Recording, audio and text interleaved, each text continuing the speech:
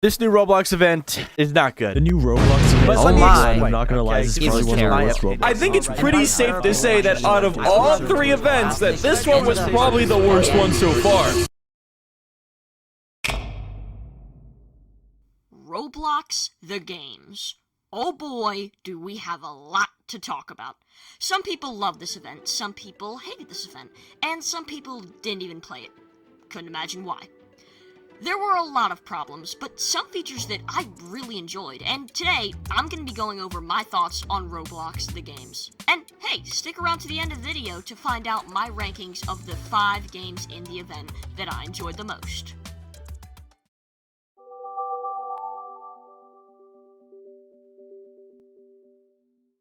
The hub, the main attraction, the chef d'oeuvre, if you will. That's not what I wanted, Google!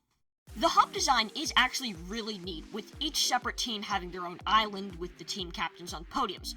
At first, it was really confusing figuring out where everything is, but you start to get a feel for the layout as you play and complete more quests.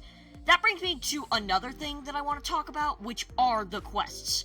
I really like how every quest uses an item that you unlock via shines, which, if you don't know, are one of the currencies used in the event, which are found in games, but are harder to find, unlike the silvers, which can be obtained by completing quests in games participating in the event.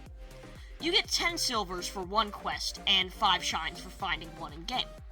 Alright, now that we got that out of the way, let's go back to the hub. Items like the Team Aura and the Speed Coil are easy to unlock, while items like the bow and the wings require more grinding. I was actually able to get the wings in 2 days, so it's not actually that hard to obtain. Just look at a couple Connor 3D videos and you'll be set. The secret Roblox tilts, or logos, are quite lazy in my opinion. You can find the first one pretty easily, but the other ones just alternate between different team islands, and you have to find them in consecutive order. So for example, tilt 2 only spawns when you find tilt 1, which is really annoying. Oh yeah, and there's also a 1x1x1x1 boss fight. What? Yeah, they add this guy everywhere. Like, at least in the classic event, it made sense to have him as a boss fight. Like, 3 different times. But in an Olympic-themed event? Why? You'll see that games not following the Olympic theme of the event will be a recurring theme throughout the video. Also, the boss fight is very easy. Just dodge the tornadoes and spam the dodgeball. And then you win, that's it.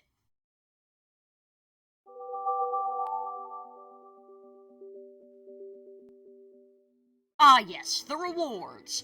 I think I speak for everyone here when I say that these rewards are, how do I put this? Not very Sigma. Yeah, I'm no fan of layered clothing, if you haven't noticed, and I think that it was not a good choice on Roblox's part to put layered clothing in an event. Like, I will literally never wear these. Ever. Especially these AirPod things, like, what the heck?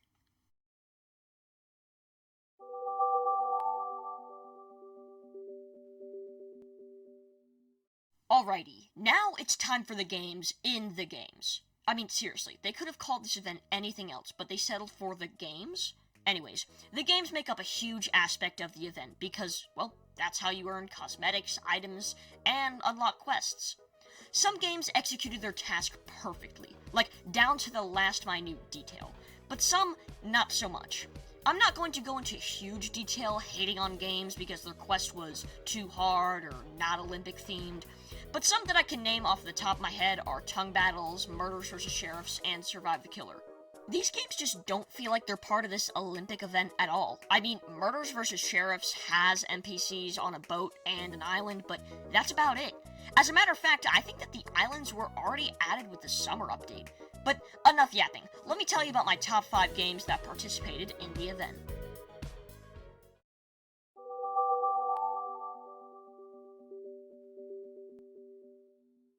Coming in at number 5, we have Arsenal. Now, this was hard putting it in last place because I really enjoyed playing this game. I went into it thinking that I would just get some shines for the wings in the hub, but I ended up 100% completing it. There is just one major problem glaring through everything. How did we get from an Olympics to flying aliens? Yeah, I gotta be honest with you, I do not know why there are skeletons, mechs, and aliens in an Olympic-themed event, but if that's my only issue with the game, then you can see how good the game was.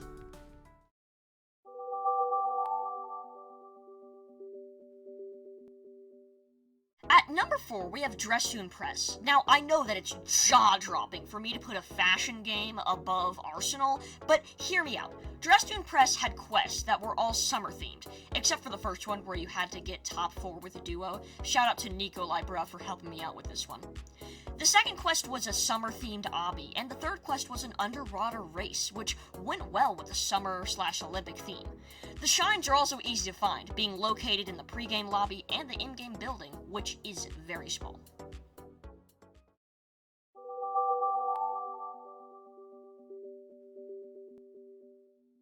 At number 3, we have Epic Minigames. I did not expect to see Epic Minigames this high up on the list. The arcade was done perfectly, and I loved how it had 3 separate minigames that were all sports-themed with different mechanics, but weren't too hard. The main quests were also simple as well. Just play the game.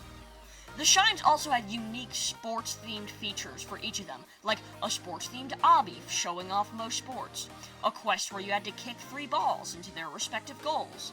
For Shine 3, it's really easy. Just scale a lighthouse, which I know isn't sports-themed, but it's still very easy.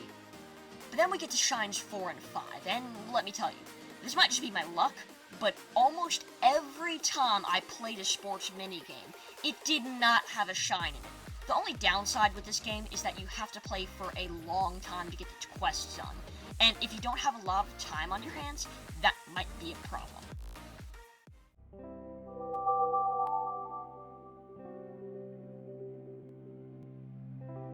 At number 2, we have Michael's Zombies. They knocked this out of the park! For a game that's shoot-'em-up zombie themed, to be turned into a tropical resort, with the weapons being converting into summer-themed ones, I wouldn't have even thought of turning the guns into water guns and the knife into a tennis racket or baseball bat. Heck, there's even a whole minigame based off of it. If you count the pirate ship. But all in all, I think the Michael Zombies devs did an exceptional job for making a summer/sports themed event. 10 out of 10.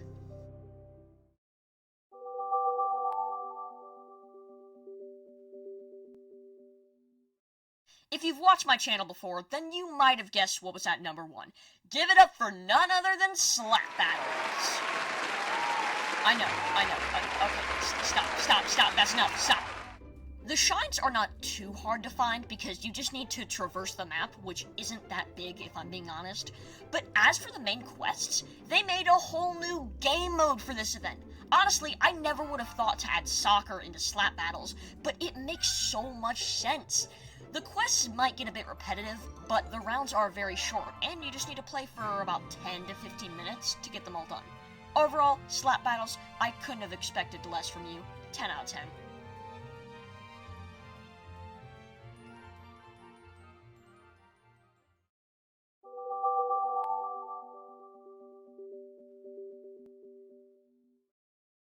Well, you made it to the end of the video. If I'm being honest, since this is the age of goldfish attention spans, I'm glad that you watched all the way through. And this is my first time doing a video like this, so thank you.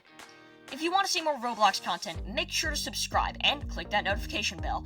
And hey, if you want to check out more of my content, click one of these 2 videos appearing right now. They're really good, trust me. Anyways, that's enough of me. I've been DJC Saber, and I'll see you in the next one. Bye, everyone.